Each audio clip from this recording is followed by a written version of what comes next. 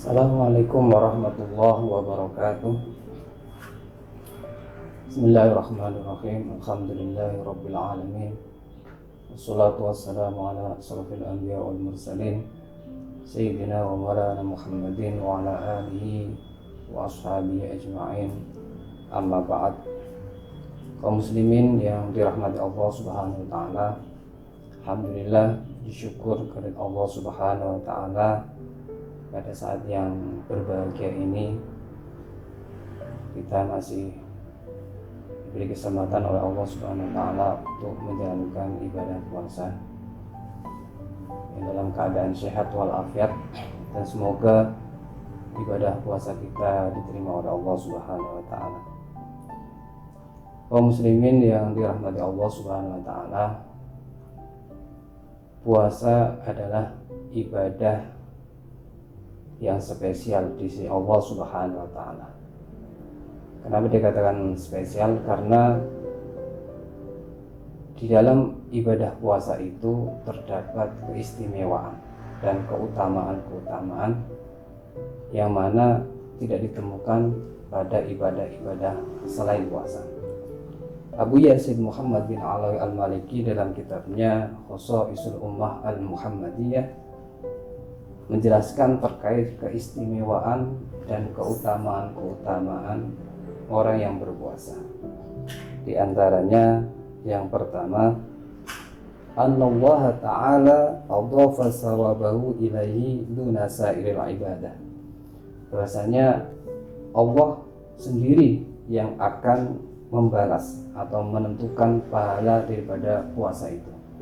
Dalam hadis qudsi dikatakan as-shaumu li wa ana ajzi bi, bahwasanya puasa itu milikku dan aku sendiri yang akan membalasnya.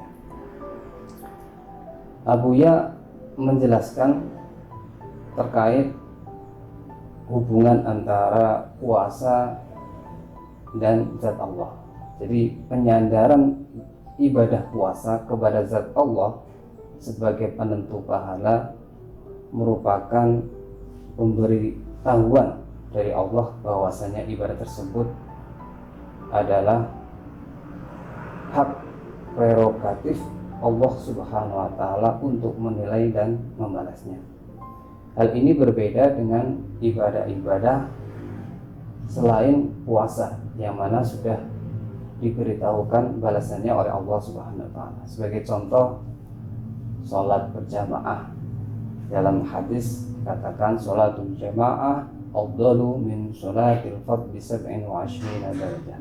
Bahwasanya sholat jamaah itu lebih utama 27 derajat daripada sholat sendirian. Jadi sholat jamaah itu sudah ditentukan atau sudah diberitahukan balasannya oleh Allah. Selain itu ada lagi seumpama membaca Al-Quran. Dalam sebuah hadis dikatakan man qara'a harfan min kitabillah falahu fihi hasanah wal hasanatu bi asyri amsalha. La aqulu alif lam mim harfun walakin alifun harfun wa lamun harfun wa mimun harfun. Rasanya orang yang membaca satu huruf Al-Quran itu akan diberi pahala sampai 10 kali kebaikan. Terus la aqulu alif lam mim harfun, bukan saya mengatakan alif lam mim satu huruf, tapi alif lam itu alif satu huruf, lam satu huruf, mim satu huruf. Nah, itu ibadah-ibadah yang sudah ditentukan atau diberitahukan balasannya oleh Allah Subhanahu wa taala. Nah, ini berbeda dengan puasa. Kalau puasa itu Allah sendiri yang menentukan pahalanya. Contoh lain seumpama seperti sedekah atau infak. Dalam Al-Quran surah Al-Baqarah dikatakan masalul ladzina yunfikuna amwalahum fi sabilillahi kamathali habbatin ambatat sab'a sanabila fi kulli sumbulatin mi'atu habbah. Bahwasanya orang yang berinfak atau bersedekah di jalan Allah itu pahalanya diperumpamakan seperti orang yang menanam seperti satu biji yang menumbuhkan 7 tangkai. Kemudian satu tangkai itu menumbuhkan 100 biji, sehingga bisa dikatakan orang yang sedekah satu itu bisa berkali lipat sampai 700 kali lipat. Nah, itu ibadah-ibadah yang memang sudah diberitahukan bahasanya oleh Allah Subhanahu wa taala.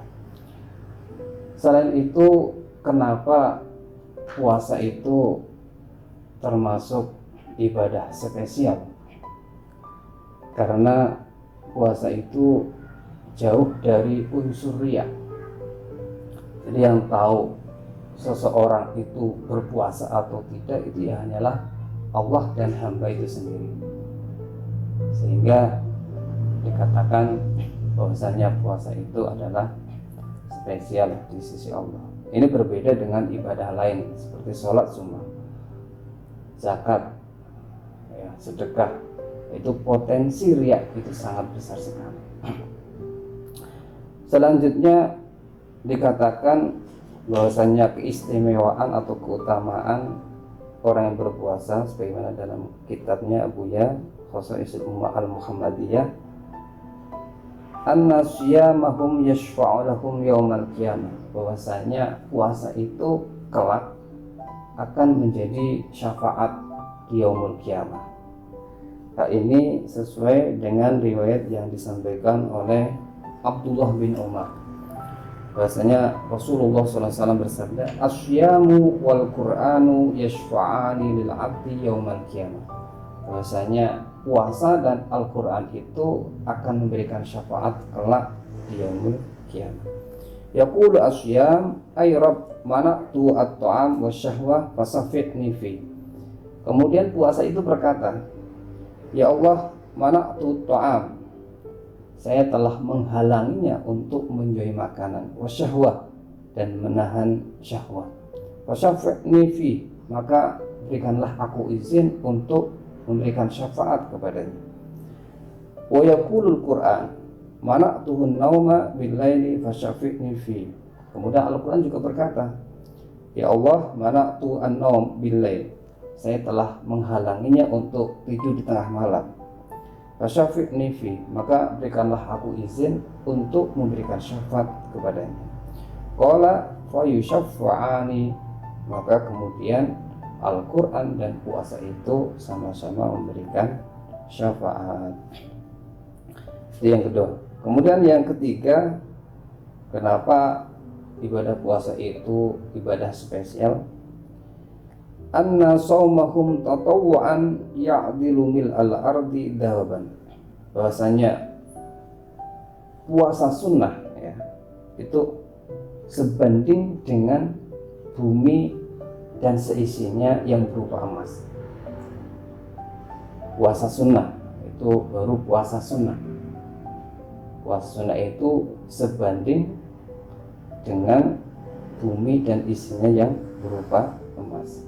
Dalam sebuah hadis yang diriwayatkan oleh Abu Hurairah, Rasulullah SAW bersabda, "Lau anna rajulan shoma yawman tatawwu'an, summa a'ta mil al-ardi daban, lam yastawfi sawabahu duna yaumil hisab." Jadi jika seseorang itu berpuasa satu hari, puasa sunnah, kemudian dia itu diberi emas seisi bumi ini, lam yastawfi, maka pemberian itu belum sebanding dengan pahala yang diterimanya kelak di yaumil hisab. Jadi pahala orang yang berpuasa sunnah itu setara dengan atau belum sebanding bahkan dengan bumi dan seisinya yang berupa emas. Itu diantara beberapa keutamaan dan keistimewaan puasa sebagaimana yang dikutip oleh Abu Yazid Muhammad. Kemudian ada lagi terkait dengan keutamaan dan keistimewaan yang diberikan oleh Allah kepada orang yang berpuasa, yaitu wa minasyaraf alladzi ihtasallahu bisaimin anna siyama fi Ramadan sababun li ghufranil dzunub. Bahasanya orang yang berpuasa di bulan Ramadan itu dosa-dosanya akan dihapus oleh Allah Subhanahu wa taala. Sebagaimana hadis yang sering kita dengar, man shoma ramadhana imanan wa ihtisaban ghufira lahu ma taqaddama min dhanbi. Rasanya barang siapa yang berpuasa di bulan Ramadan dengan keimanan dan mengharap ridha Allah Subhanahu wa taala, maka dosa-dosa yang telah lalu akan diampuni oleh Allah Subhanahu wa taala. Selanjutnya, wa minasyaraf alladzi ihtassallahu bi shaimin anna Allah ta'ala ihtassahum fi Ramadan bi khamsi khisal lam yu'tahunna al-umam as-sabiq. Jadi ada 5 hal, ya, 5 hal yang Allah anugerahkan kepada umatnya di bulan Ramadan ini, yang mana 5 hal itu tidak pernah diberikan kepada umat-umat sebelumnya.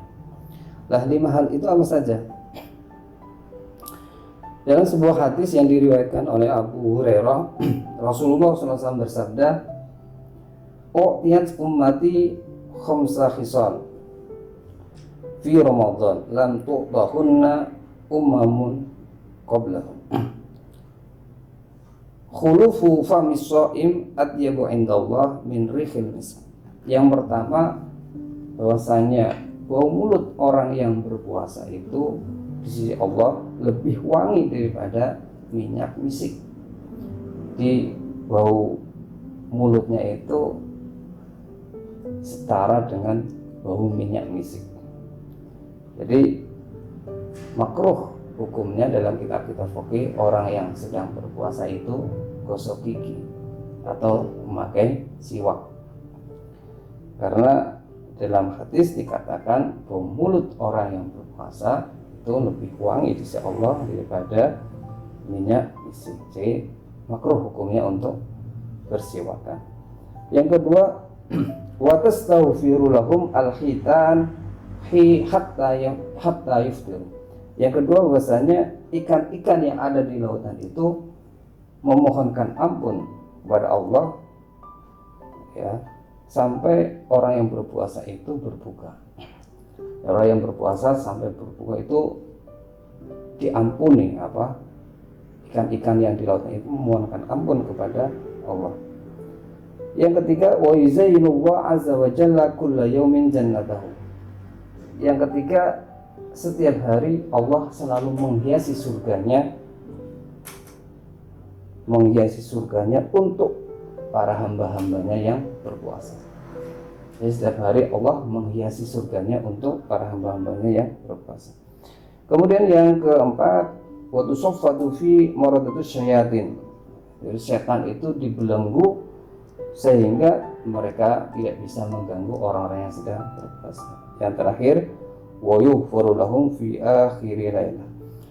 Bahwasanya orang yang sedang berpuasa itu di penghujung malam itu dosa-dosanya akan diampuni oleh Allah Subhanahu wa taala. Demikian beberapa keistimewaan dan keutamaan terkait orang yang berpuasa. Semoga ini bermanfaat, dan apabila ada banyak salah saya mohon maaf. Wa'afu minkum wallahu muwaffiq ila aqwamit thoriq. Wassalamualaikum warahmatullahi wabarakatuh.